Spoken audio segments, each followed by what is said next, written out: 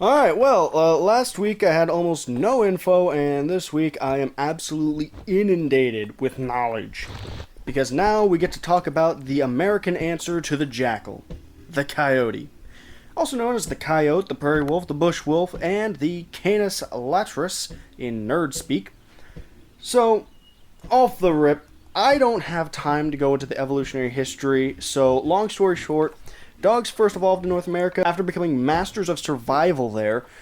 We got the barking dog that we know today. And I do mean master because they can be found from Panama to Alaska, in jungles, desert to boreal forests, and even within major cities like Los Angeles and New York. And while there are 19 subspecies, I'm not going to get into it because, to be honest, they all look about the same at anywhere from 18 to 44 pounds and about 2 feet tall. They weigh about as much as a Boston Terrier but stand a little bit taller, and to be completely honest, there's not much difference to really care about when it comes to them all. Now, the name Coyote actually comes from the Aztec god Coyotl, which was the Aztec god of music, dance, and mischief. All things the coyote is associated with in the Aztec culture, along with luck and storytelling. This trend of mischief also extends north as well. Fucking name a Native American group. The Apache, Comanche, Navajo, Shoshone, and many, many, many others. The term trickster pretty much follows hand in hand with the coyote. Though some native tribes do hold the animal in a little bit higher level. For instance, in the Maidu and the Miwok cultures, the coyote was partially responsible for the creation of the world. Now, where they do differ a bit is that after humanity was created in the Maidu religion, he wished to introduce work, struggle, and death. Pretty much all the things people try to avoid, at least most people. And while the Miwok also believed that Coyote created the world, he also actively created mankind himself with twigs. And I could probably find a story about the coyote in any Native American mythology. But it's best that we move on from here. While they had a ton of cultural influence, this did not save them from being one of the most hated animals to ever live. Before we get fully off of Native Americans, for instance, the Navajo felt that they brought death with them and were also the common form of a skinwalker. And they got no love when the Europeans came either, because they immediately got associated with cowardice and treason. And this wasn't just the people of colonial America either. This hate festered and grew with the new inhabitants of the land, seeing them as mangy mutts to be exterminated and obliterated from the planet. All the hate then eventually accumulated into a single entity, an Atronach of prairie dog malice, a tulpa of pure hatred for coyotes. And this man's name was Mark Twain. Yes, that Mark Twain. And I'm not exaggerating. He is the Lowry Tiorni of coyotes. Look it up. And if you don't believe me, let's just see what he has to say. And I quote, "The coyote is a long, slim, sick, and sorry-looking skeleton with a gray wolf skin stretched over it, a tolerably bushy tail that forever sags down with a despairing expression of forsakenness and misery, a furtive and evil eye, and long, sharp face with slightly lifted lip and exposed teeth. He has a general slinking expression all over. The coyote is a living, breathing allegory of want. He is always hungry, he is always poor, out of luck, and friendless. The meanest creatures despise him, and even the fleas would desert him for a bicycle. He is so spiritless and cowardly that even while his exposed teeth are pretending a threat, the rest of his face is apologizing for it. He is so homely, so scrawny and ribby and coarse-haired and pitiful." What do you even say to that? Like, This literary master has taken all of his skills to shit on a 2-foot tall dog that you could scare away with a glance. I don't know what the fuck they did, but that's some bullshit. And the worst part is this bigotry doesn't end with people. Because both donkeys and Rhea will actively kill coyotes on sight. And Rheas don't even live in the territorial range of coyotes currently. It doesn't even end as brash as that. Because wolves, which despise coyotes for scavenging off their kills, will hunt them on principle. And guess what? Here's a little knowledge about wolves that you may not know. They actually hunt with ravens. Essentially, ravens will help guide wolves to hunt down prey. And they do the same damn thing on coyotes. Essentially, being like a police copter to track them down, because if you didn't know, that's just the level of hate even ravens have for them, because they're fighting over the scraps. But this moment right now is where I'm going to turn this shit right the fuck around. Because I love coyotes after learning about them, and I'm about to tell you why coyotes are literally the fucking best. First off, other than me, coyotes do have one friend, and that's the American badger. Where wolves have their raven helo, coyotes have the badger crown Vic, bitch.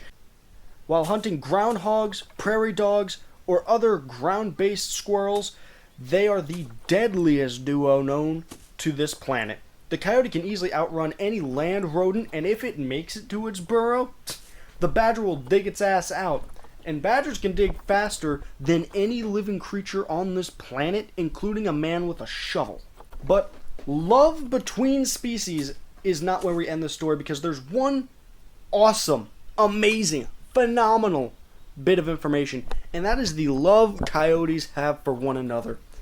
While they do only hunt and live in tandem, a pair, two, male and female, a mating pair, they don't have packs, even though some people may think they do, they don't. But this bond, this marriage, this courtship, 100% ride or die every fucking time. They mate for life, and they mean it. And goddamn, are they grade A parents. Both of them hunt to bring food to their pups. And not only do they both hunt, the male, the father, will actively stake out an area long before the female and the pups come to help. Because if there's a problem, he's gonna be there to take the hits and will give his life for his family. Like a real man. And it doesn't even just end mommy and daddy, because the family tree just keeps getting better. Because sometimes, if a female doesn't have a mate and pups, she'll pull up to her sister's crib with the whole esta madre numero dos punto and help raise her nieces and nephews. And when it comes to nieces or nephews, that's like 6 kids a litter. However, there is a caveat, a very, very cool caveat, and that is where we start getting into the fact of the matter of how inevitable coyotes are. You see, even throughout the centuries of mass poisonings, exterminations, ecological disasters, and just straight up hate from Mark Twain, they are thriving. This is the first and only animal I have actually looked up and saw their numbers higher, their range larger than anything we had seen prior. And that does partially have to do with our actions of killing bears and wolves, because now they don't have that much competition. But it also is because of that exception I was speaking about earlier. Well, yes, a litter of pups is usually is roughly half a dozen. If too many coyotes die due to hunting or whatever circumstance, the female will give out a roll call to see how many applicable bachelors are in the area. And if the number's low enough, she'll just have 12 fucking kids. Just doubling up on babies. Just to bring the population up to stuff. It's insane.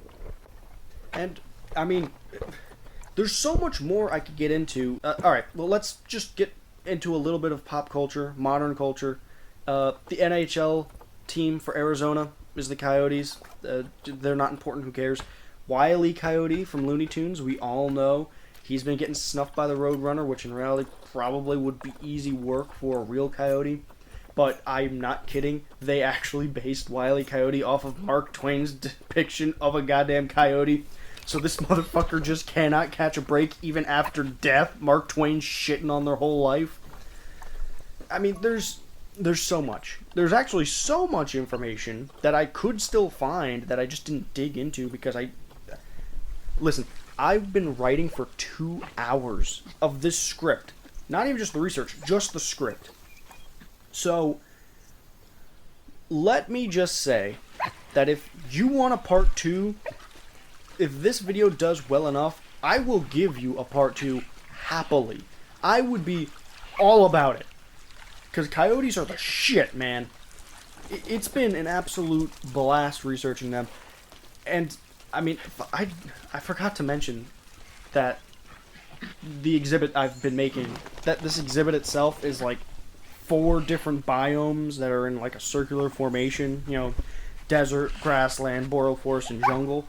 I wanted to do urban, but, I mean, we all know I can't make a building to save my fucking life, so we're just sticking with the natural stuff. So anyway, thank you very much for watching. I hope my enthusiasm really brings in numbers because this was fun. I loved it. I fucking loved all of this. And if you also enjoyed it, feel free, leave a like, comment, subscribe, share the video. This is great. So, until next time, thank you very much for watching. Go outside, touch grass, drink water, hug your loved ones, and bye-bye. Holy shit.